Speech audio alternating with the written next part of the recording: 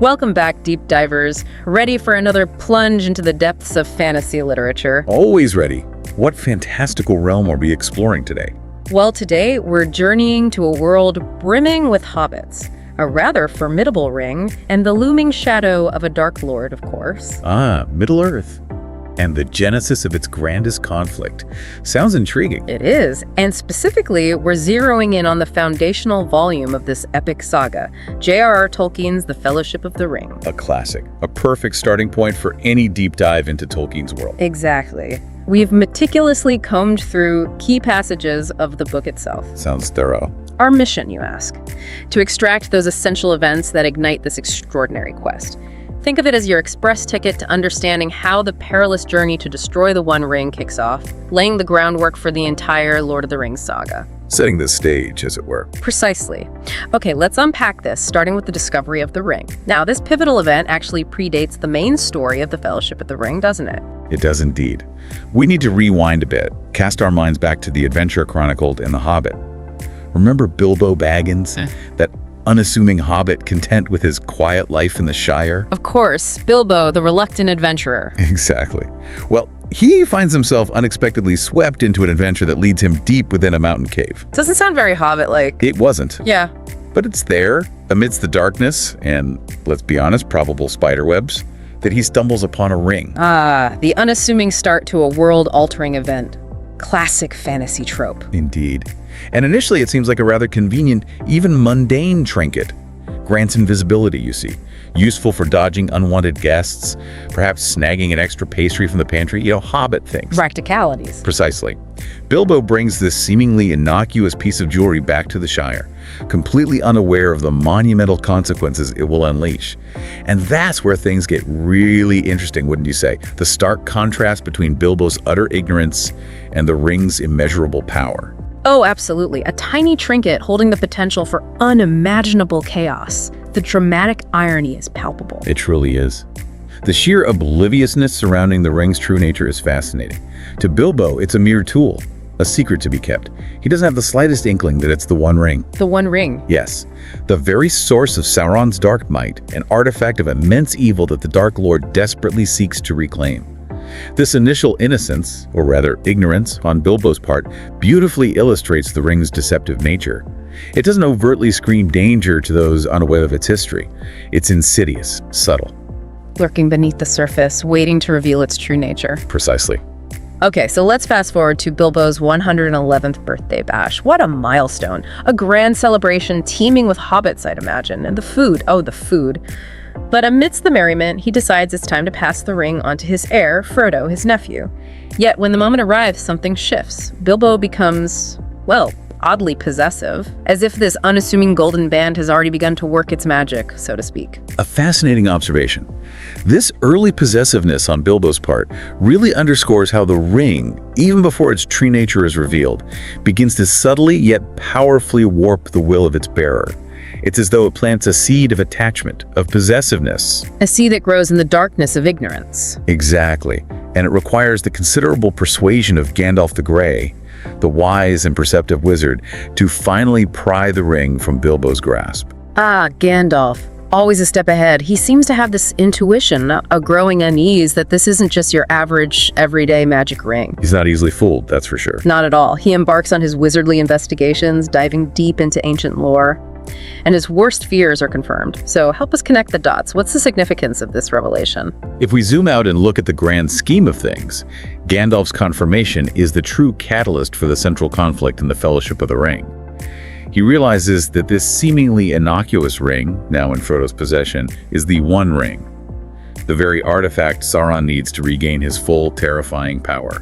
And with the Dark Lord's forces already on the rise, the Shire, that peaceful haven for hobbits, is no longer safe.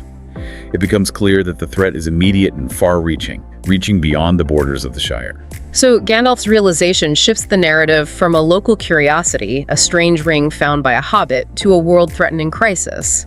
A single ring with the potential to plunge Middle-earth into darkness. Exactly. It highlights the immense responsibility that even the smallest, most unassuming individuals can inherit. Wow, talk about pressure. And it's this stark realization that propels Frodo into his, let's be honest, reluctant departure from the Shire. He doesn't exactly leap at the chance to become the ring bearer, does he? Not at all.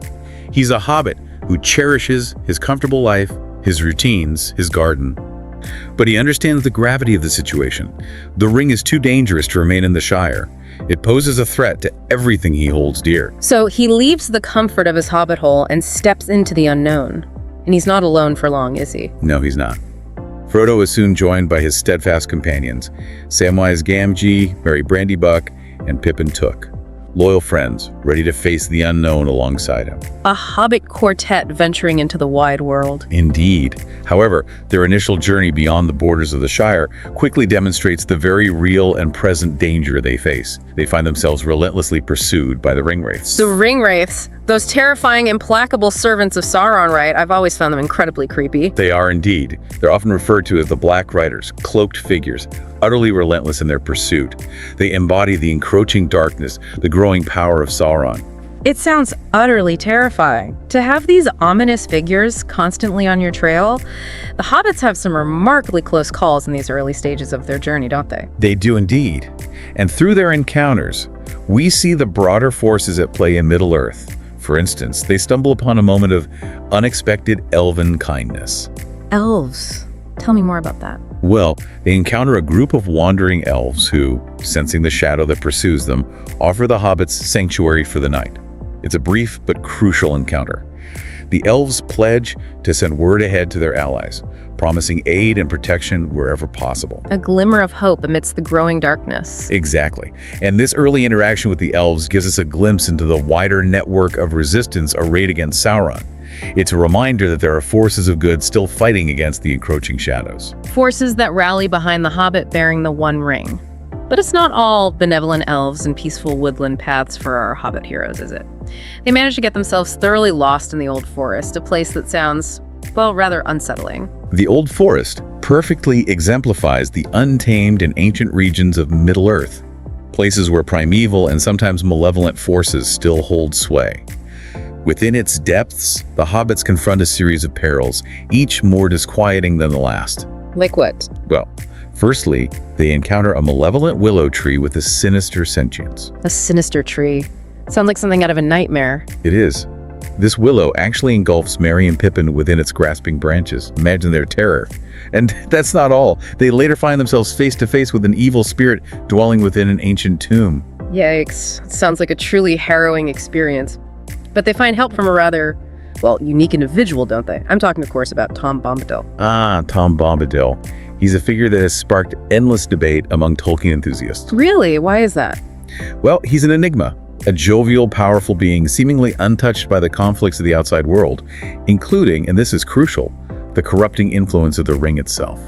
So he's immune to the ring's power. That's quite remarkable. It is. And it sets him apart from nearly every other character in Tolkien's world. He's a force of nature, ancient, powerful, but seemingly uninterested in the grand conflict swirling around him. I see. And he plays a role in the Hobbit's journey. He does. He intervenes to rescue them from both the clutches of the malevolent willow and the clutches of the Barrow-wight, that evil spirit in the tomb. In fact, he's described as the eldest being in Middle-earth. The eldest? Wow. That's ancient. Truly ancient. He's a fascinating character, almost as if he belongs to a different story entirely. A fleeting glimpse into a different facet of Middle-earth. Precisely. But his role in the Hobbit's journey is vital. He guides them out of immediate danger and sets them on the path towards Bree. So after narrowly escaping the perils of the Old Forest, thanks to the enigmatic Tom Bombadil, where do our Hobbit heroes head next? Their path leads them to the village of Bree, a bustling crossroads where men and hobbits mingle. And it's within the welcoming, if slightly rough around the edges, confines of the Prancing Pony Inn that they encounter a pivotal figure, a ranger known as Aragorn. Aragorn, also known as Strider. He's initially presented as a mysterious, even slightly dangerous character. But as with many things in Tolkien's world, there's more to him than meets the eye. Exactly. We soon learn that Aragorn is no ordinary wanderer. He's the heir of the ancient kings of Westerness, a lineage he keeps concealed from most. It's a secret he carries with him, a destiny he's not yet ready to embrace. Talk about hidden depths. But meanwhile, Frodo, with his innocent hobbit nature, isn't exactly keeping a low profile with that incredibly significant ring of his, is he? There's that rather revealing incident at the inn, if I remember correctly. Oh, absolutely. During a lively evening at the Prancing Pony, with music and merriment filling the air, Frodo, caught up in the moment, stumbles and accidentally slips the ring onto his finger.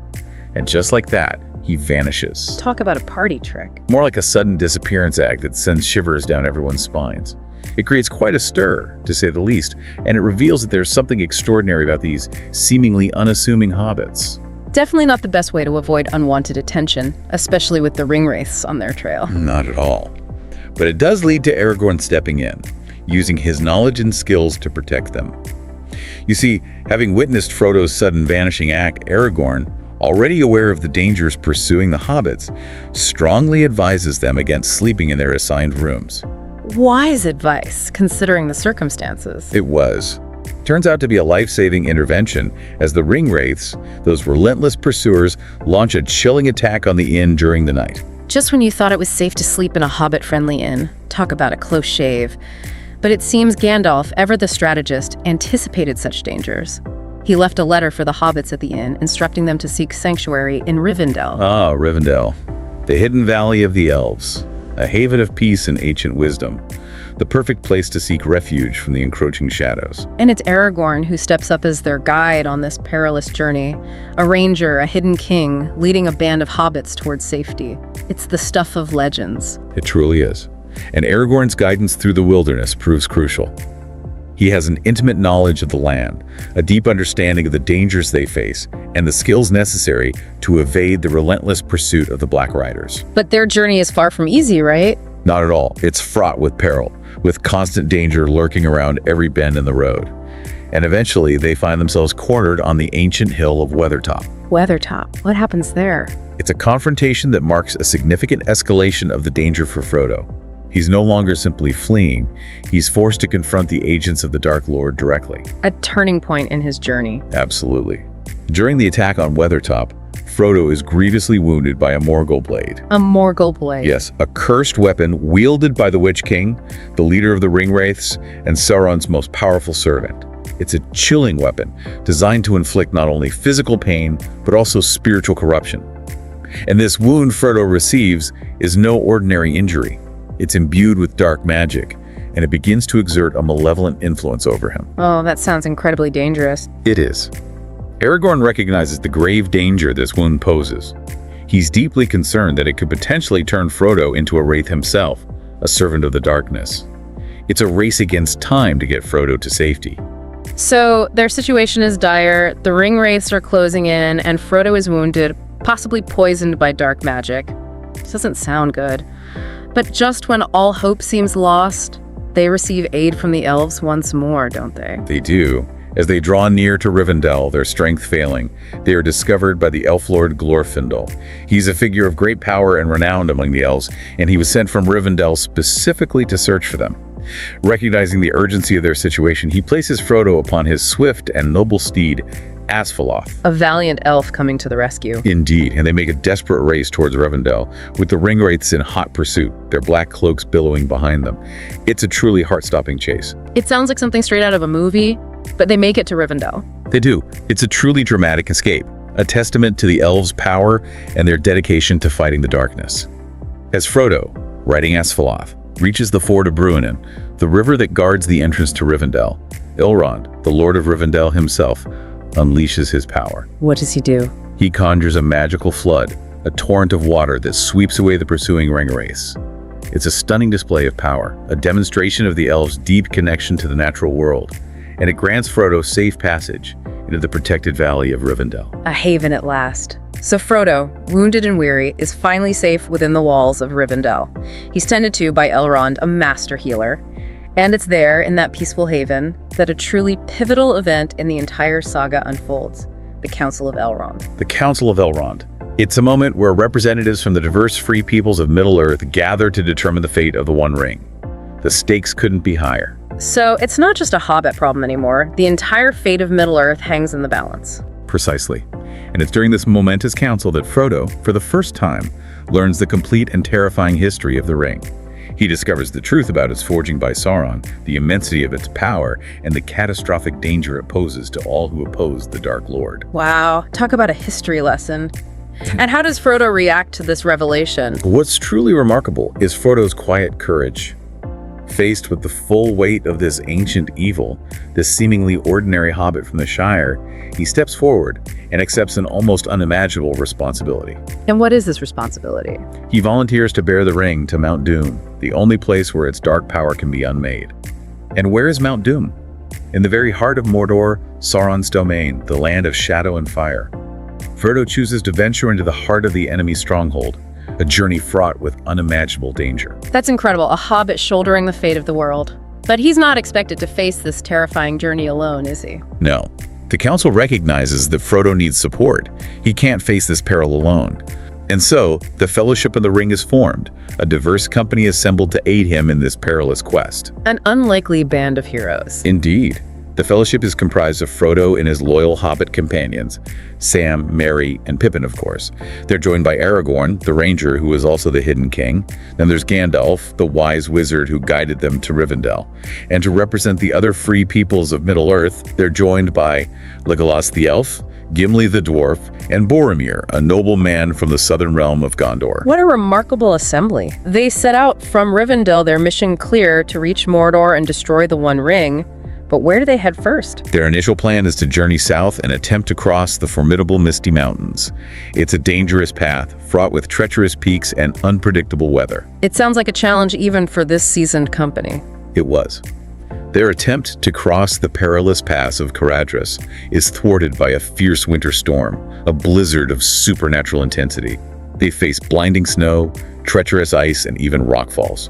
It's clear that some force, some evil will, is working against them. So their path is blocked. What do they do? They're forced to seek an alternative route. And Gandalf, after much deliberation, makes the fateful decision to lead them through the mines of Moria. Moria, the ancient underground realm of the dwarves, a place shrouded in legend, filled with whispers of lost treasures and forgotten dangers. Exactly.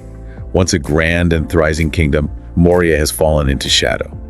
It's now a desolate and dangerous labyrinth, haunted by the ghosts of its past and lurking creatures of darkness. And it's within those dark depths that the Fellowship suffers its first devastating loss, isn't it? It is. During their passage through the seemingly endless tunnels of Moria, they are assailed by all sorts of malevolent creatures, orcs, goblins, things that go bump in the night. But the true horror comes when they encounter a Balrog. A Balrog. What in Middle-earth is a Balrog? It's a creature of fire and shadow, a demon of immense power from the very dawn of time. It's a being of pure destructive energy, a force of primordial chaos. It sounds utterly terrifying. It was a true nightmare made flesh. And in a climactic confrontation on a narrow bridge spanning a seemingly bottomless chasm, Gandalf faces the Balrog. Oh no. He sacrifices himself to protect the rest of the Fellowship, buying them time to escape. He plunges into the abyss, battling the Balrog until the very end.